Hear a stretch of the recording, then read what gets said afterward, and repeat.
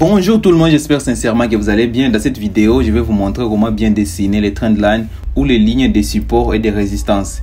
Les trendlines s'appellent aussi les lignes de support et de résistance. Ce n'est pas normalement avec les lignes de support et de résistance normales qu'on trace d'une façon horizontale. Par exemple, cette ligne ici. On peut avoir beaucoup de lignes de support et de résistance d'une façon horizontale comme ça. Mais ici, ce que je vais vous montrer, ce n'est pas ces lignes ici de support et de résistance horizontale.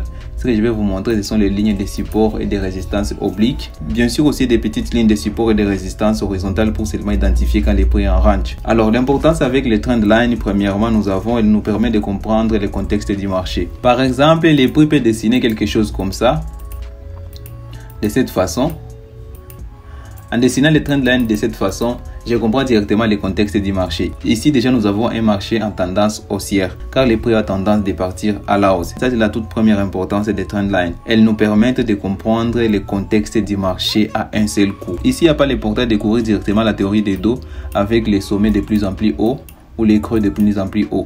Avec seulement les trendlines, on comprend déjà le contexte général du marché. À part ça, les trendlines aussi nous permettent de comprendre la tendance du marché, la tendance globale du marché. Pas seulement le contexte du marché, mais la tendance globale du marché. Par exemple, si nous sommes en weekly, avec une trendline pareille, on peut directement descendre en daily à partir d'ici et commencer à chercher seulement les ventes. Là, il nous montre la tendance à long terme du marché. Chose qu'on ne peut pas savoir sans aller regarder la position des trendlines en weekly. Et aussi une importance qui n'est pas la moindre, les trendlines nous donnent aussi les points d'entrée et les points de sortie. Avec une stratégie basée sur les trendlines, on peut savoir où entrer sur le marché, ou sortir, invalider l'analyse, donc les stop loss, ou valider l'analyse, donc les take profit. Prenons l'exemple que nous avons des autres trendlines pareilles. Je vais dupliquer.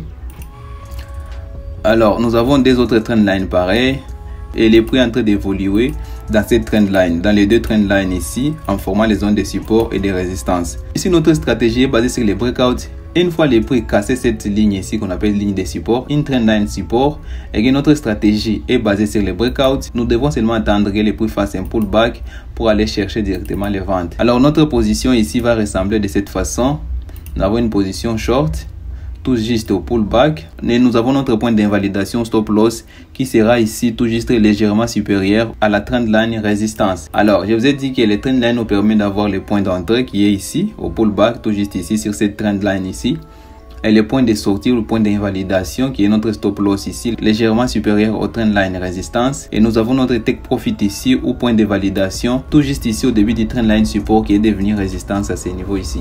C'est ça aussi l'autre importance avec les trendlines, ça nous donne les bons points d'entrée et les bons points de sortie. Alors quelles sont les meilleures conditions pour dessiner les trendlines?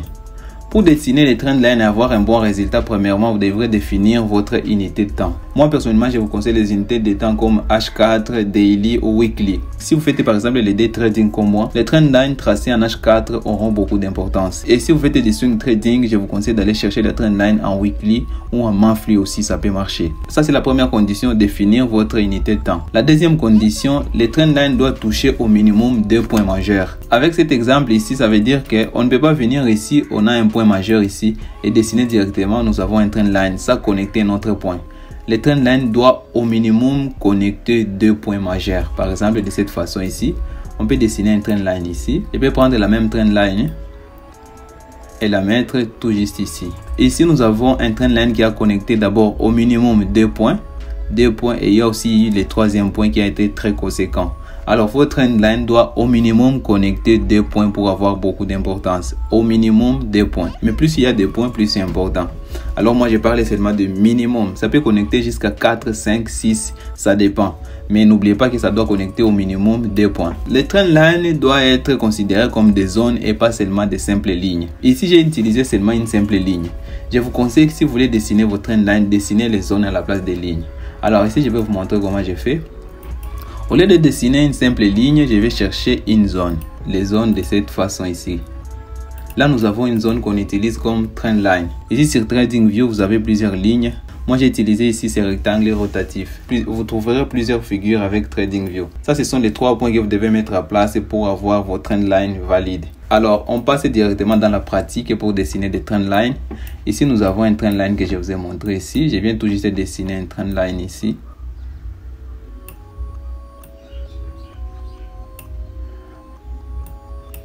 Alors, comme je vous ai montré, j'ai dessiné ici cette zone. Pour avoir une autre trendline ici, il suffit seulement de cloner et revenir ici.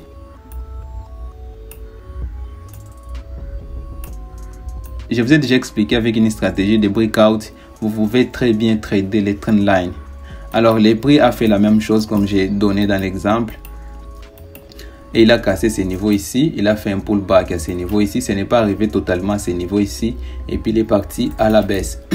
Ici, vous pouvez entrer directement ici à la cassure, mais ce que vous allez constater est que les niveaux de la cassure ici est le même niveau avec les niveaux du pullback. Celui qui est entré ici a directement profité de ces niveaux ici pour prendre un peu de gain. Ce que vous allez voir dans mes exemples est que ces stratégies marchent très bien. Car il y a certaines stratégies qui sont aujourd'hui à la tendance, ils vont vous parler, ça va aller chercher vos stop loss, je ne sais pas quel niveau. Mais moi, je n'ai pas inventé ces prix-ci. Comme vous avez vu, les prix se dessiner tout seul. Moi, je n'ai rien inventé. Tout ce que je suis en train de faire ici est que je vous montre l'exemple avec une stratégie qui marche très bien. Si vous voulez aussi mettre en place cette stratégie de breakout que moi j'utilise trop souvent, vous devrez d'abord savoir comment dessiner les trendlines. Car les trendlines, comme je vous ai dit, vous donnent de très bons points d'entrée et les points de sortie. Les points de validation qui est le take profit et les points d'invalidation qui est le stop loss aussi. Ici, nous allons tracer encore les trendlines. Au lieu de tracer, je vais prendre les mêmes trendlines ici pour vous montrer l'exemple. Je vous ai dit au début que les trendlines peuvent être horizontales et comme peut être obliques. Ce sont tous des trendlines. Je vais prendre la même zone trendline ici. Vous allez voir que ça marche toujours, ça colle très bien. La zone de trendline, je vous ai dit que la zone de trendline doit connecter au minimum 2 points. Ici, nous avons le premier point et le deuxième point. Ici, c'est tout juste au troisième point. Généralement, ça arrive trop souvent que c'est tout juste au troisième point que les choses intéressantes se passent. Je dis bien que ça arrive, mais ce n'est pas une règle générale. N'allez pas chercher et compter seulement 1, 2, 3 et directement passer en position, sinon ça n'a pas de sens. Alors, qu'est-ce qui est arrivé ici avec les prix ici? Qu'est-ce que nous donne? Quelles sont les informations que nous donne cette trendline ici? Vous allez voir les deux trendlines, ce que ça fait. Les prix a cassé, il est revenu ici, il a cassé pour la deuxième fois, il est revenu ici et il est parti directement à la baisse. Normalement, vous devrez attendre une cassure. Il y a les personnes qui devraient entrer ici. Je vais vous montrer comment ça peut ressembler une position avec ça. Entrez directement ici. Les impatients, je suis sûr qu'ils ont entré ici, peuvent entrer ici, mais c'est pas aussi mal. Et mettre votre stop loss ici, légèrement supérieur à la trendline résistance. Et je vous ai dit qu'il faut mettre les take profit ici à la ligne, tout juste ici à la ligne où on a commencé la trendline. Qu'est-ce qui est arrivé ici? Le take profit a été bien validé. Comme j'ai dit, les impatients vont entrer ici. Mais les patients, les traders avec beaucoup d'expérience devraient directement entrer ici et mettre leur stop loss ici, tout juste légèrement supérieur au dernier plus haut. Ici, si nous sommes ici, notre dernier plus haut se trouve tout juste ici. Et ça maximise directement les ratios risque-gain. Nous avons un ratio risque-gain de 4, pendant qu'ici, nous avons un ratio risque-gain de 2. Alors, tout juste ici, c'est un très bon point où faire les entrées. Exercez-vous tous les jours comment tracer les trendlines. Dans cette situation ici, moi j'ai utilisé les zones au lieu d'utiliser les simples lines ou les simples lignes. Alors j'utilise les zones. Car les zones vous donnent beaucoup plus d'informations que les simples lignes. Vous allez les voir dans d'autres exemples. Nous devons chercher d'autres exemples un peu compliqués. Car on ne peut pas utiliser seulement cet exemple. Alors ici on peut trouver un exemple un peu compliqué tout juste ici. Je vais utiliser les mêmes lignes. Je ne vais pas beaucoup souffrir car après ça je vais supprimer tout ça. Je devrais commencer ici. Par exemple, vous devrez commencer là et connecter directement 2 points de cette façon. Ça, c'est une première façon de faire. Même avec la stratégie de cassure, pullback, ici, vous avez déjà de gains. Après que les prix s'est formé de cette façon, je vous conseille d'actualiser vos trendlines. Les conseils que je ne trouve pas un peu partout. Les trendlines doivent aussi être actualisés. Avant cette formation ici, mon trendline peut se trouver à ce niveau ici. Mais après cette formation ici, je peux l'actualiser et va me permettre de connecter 3 points de cette façon. 1, 2, 3. Même chose avec la cassure ici, il y a eu un petit pullback ici, nous avons notre gain à ce niveau ici. Ou les autres peuvent entendre un pullback à ce niveau ici. Normalement avec cette stratégie ici, ayez toujours l'habitude de tracer une petite zone ici pour attendre que les prix arrivent ici pour repartir. C'est une stratégie que j'utilise trop souvent et les signaux que j'envoie dans les canaux Telegram qui se trouvent directement dans la description de cette vidéo, vous allez constater que plusieurs signaux que j'envoie viennent à partir de cette simple stratégie. Ici, ce que je voulais vous dire, vous devrez actualiser votre trendline. Si votre trendline connaît le premier, 2 et 3 points, directement votre trendline est valide. Il n'y a pas de technique, il n'y a pas de magie. Les trendlines sont très simples. Cherchez seulement les points cruciaux. Ici, je suis en daily, je suis en train de connecter les points cruciaux. Mais si vous revenez en H4, vous allez constater que ces signaux donnent des gains plus conséquents. Parce que c'est en daily.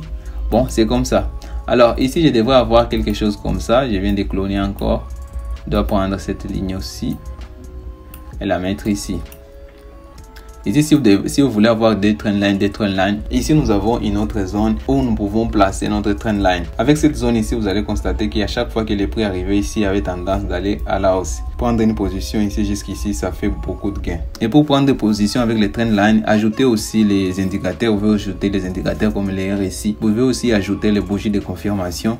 Ça fera le sujet d'une autre vidéo. Je pense que c'est tout pour cette vidéo. Je ne vais pas vous prendre beaucoup de temps. Vous avez vu comment connecter les trendlines. Les trendlines, ce sont seulement les lignes de connexion. Vous devez savoir comment les connecter. Une petite récapitulation. Premièrement, il faut définir votre unité de temps. Je vous conseille des unités de temps supérieures. 4 heures au minimum. La trendline doit toucher au minimum 2 points. Plus ça touche des points, plus c'est solide. Ça, il ne faut pas l'oublier. Je vous conseille aussi d'utiliser les zones à la place des lignes. Alors, je vous laisse ici, tout juste à ce niveau ici, notre vidéo stratégique qui va beaucoup vous intéresser, où je vous montre comment trouver les zones supply and demand. Si vous avez aimé cette vidéo, n'oubliez pas de la liker, de la partager. Si vous êtes nouveau sur cette chaîne, n'oubliez pas de vous abonner et activer la cloche de notification pour ne pas rater les prochaines vidéos. D'ici là, portez-vous bien, on se retrouve très prochainement dans une autre vidéo. Ciao.